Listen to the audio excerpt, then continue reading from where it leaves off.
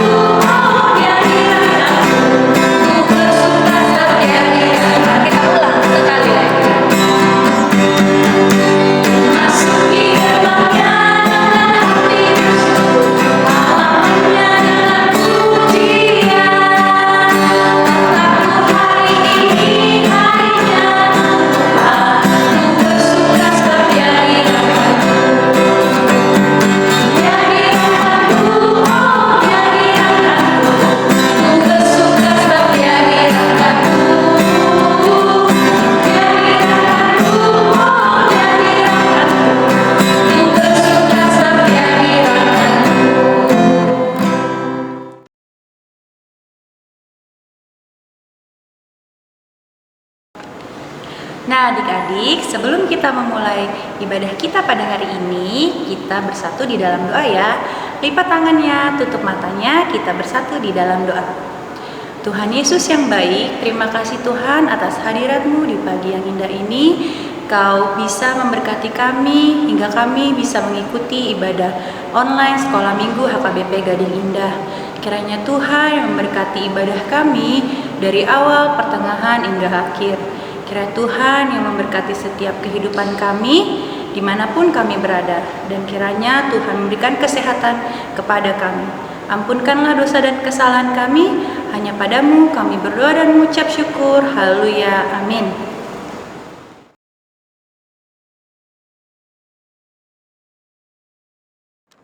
Adik-adik, sebentar lagi kita akan mendengarkan firman Tuhan. Sebelum kita mendengarkan firman Tuhan, mari kita angkat lagu pujian kita, Bersuka Dalam Tuhan.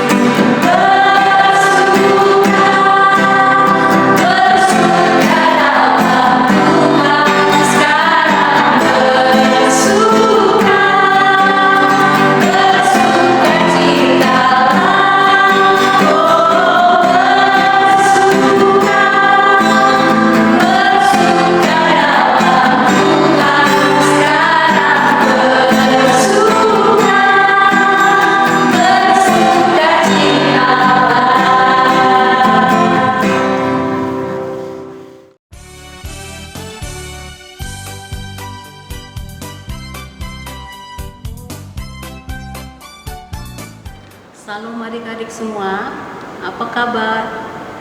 Mudah-mudahan kabar baik ya. Sekarang kita mau mendengarkan firman Tuhan. Kita siapkan Alkitab, duduk yang manis. Kita mau membuka dan membaca firman Tuhan. Sebelum itu kita mau berdoa dulu yuk. Lipat tangan, tutup matanya, kita berdoa. Bapa kami yang di sorga, terima kasih kami ucapkan kepadamu Tuhan, di mana kami boleh mengadakan kebaktian sekolah minggu, walaupun kami Tuhan di rumah kami masing-masing. Tapi Tuhan, kami percaya Tuhan akan hadir di tengah-tengah kami. Dalam nama Tuhan Yesus Kristus kami berdoa. Amin. Sekarang kita buka Alkitab. Inang yang baca, adik-adik semua mengikuti, yaitu yang tertulis di Matius 26 ayat 57 sampai ayatnya yang ke-68. Beginilah firman Tuhan. Sesudah mereka menangkap Yesus, mereka membawanya menghadap Kayafas imam besar. Di situ telah berkumpul ahli-ahli Taurat dan tua-tua, dan Petrus mengikuti dia dari jauh sampai ke halaman imam besar, dan setelah masuk ke dalam, ia duduk di antara pengawal-pengawal untuk melihat kesudahan perkara itu. Imam-imam kepala malah seluruh mahkamah agama mencari kesaksian palsu terhadap Yesus supaya ia dapat dihukum mati, tetapi mereka tidak memperolehnya. Walaupun tampil banyak saksi dusta, tetapi akhirnya tampillah 2 orang yang mengatakan, orang ini berkata, aku dapat merobohkan bait Allah dan membangunnya kembali dalam 3 hari. Lalu imam besar itu berdiri dan berkata kepadanya, tidakkah engkau memberi jawab atas tuduhan-tuduhan saksi-saksi ini terhadap engkau? Tetapi Yesus tetap diam. Lalu kata imam besar itu kepadanya, demi Allah yang hidup, katakanlah kepada kami, apakah engkau Mesias, anak Allah atau tidak? Jawab Yesus, engkau telah mengatakannya, akan tetapi aku berkata kepadamu, mulai sekarang kamu akan melihat Anak Manusia duduk di sebelah kanan yang Maha Kuasa dan datang di atas awan-awan di langit. Maka imam besar itu mengoyakkan pakaiannya dan berkata, ia menghujat Allah. Untuk apa kita perlu saksi lagi? Sekarang telah kamu dengar hujatannya. Bagaimana pendapat kamu? Mereka menjawab dan berkata, ia harus dihukum mati. Lalu mereka meludahi mukanya dan meninjunya.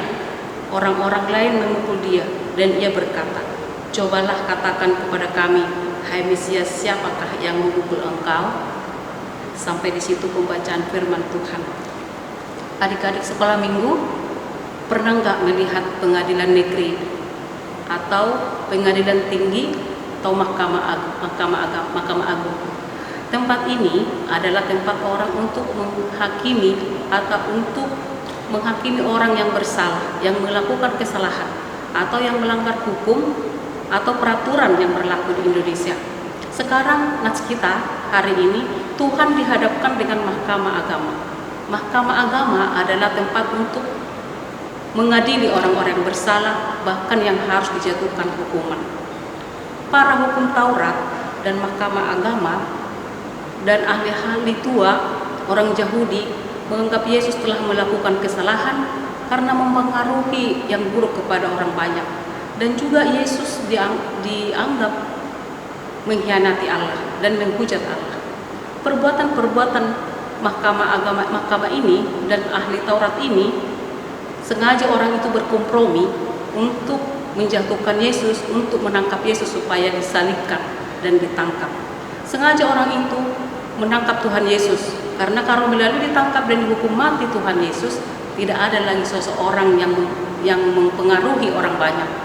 Tetapi ada satu orang, si Petrus, mengikuti Tuhan Yesus sampai ke perkara. Malah dia sampai duduk di sebelah pengawal untuk mengetahui keadaan Tuhan Yesus. Kalau kita lihat adik-adik, tindakan si Simon Petrus, dia sebenarnya sangat sayang kepada Tuhan. Tetapi Simon Petrus takut.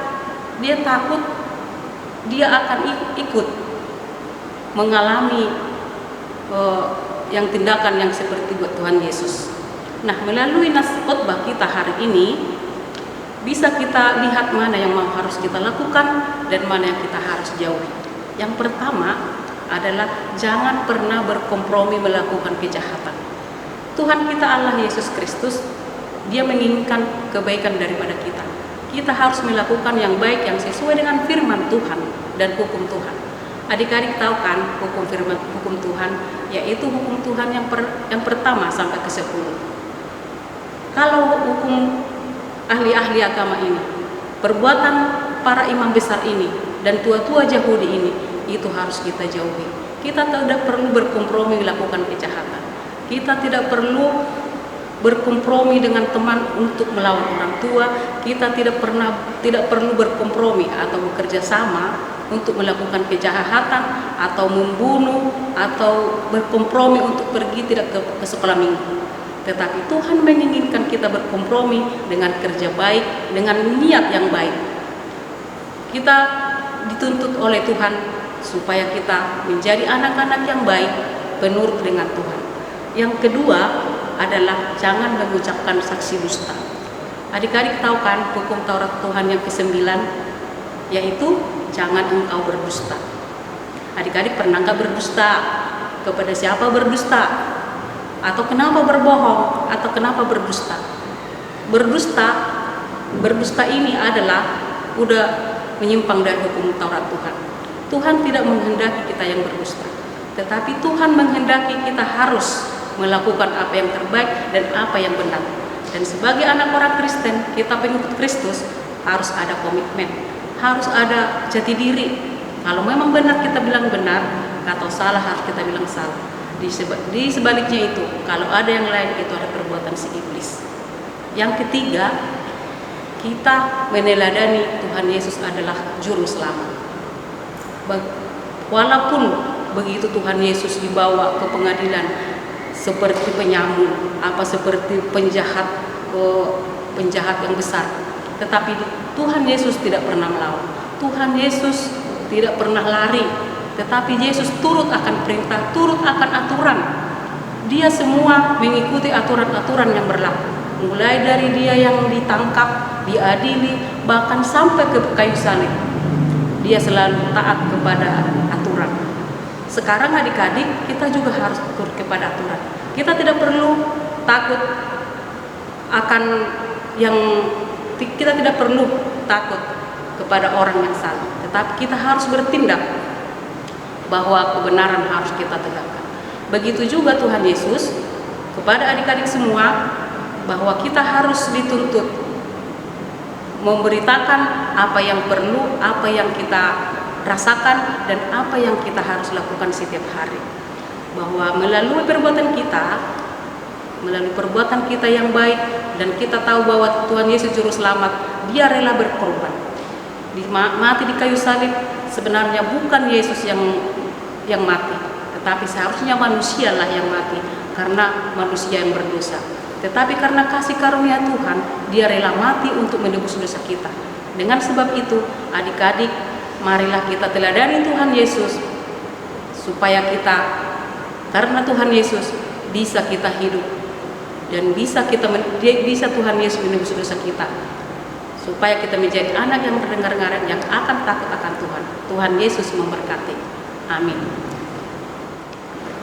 Kita berdoa, lipat tangannya, tutup matanya. Terima kasih Tuhan Yesus atas sapaan firman-Mu pada hari ini. Tuhan, ingatkan kami Tuhan supaya kami tidak berkompromi kepada kejahatan, dan juga kami tidak mau menjadi pensaksi dusta. Begitu Tuhan, kuatkanlah hati dan pikiran kami supaya kami Tuhan kuat untuk melakukan firman-Mu. Begitu juga Tuhan, jauhkan dari kami mara bahaya, jauhkan dari kami Tuhan iblis, supaya kami Tuhan bisa melakukan firman-Mu yang sesuai dengan kehendak-Mu. Terima kasih Tuhan, kiranya Engkau selalu memberkati kami juga. Jauhkan dari kami Tuhan penyakit-penyakit, terlebih Tuhan COVID-19, supaya kami Tuhan boleh berkumpul lagi ibadah sekolah minggu di gereja kami. Terima kasih Tuhan, dalam nama Tuhan Yesus Kristus kami berdoa. Amin. Adik-adik, untuk merespon firman Tuhan dan sekalian menutup ibadah kita hari ini, kita angkat lagu pujian dari Kidung Jemaat 392, Ku Berbahagia.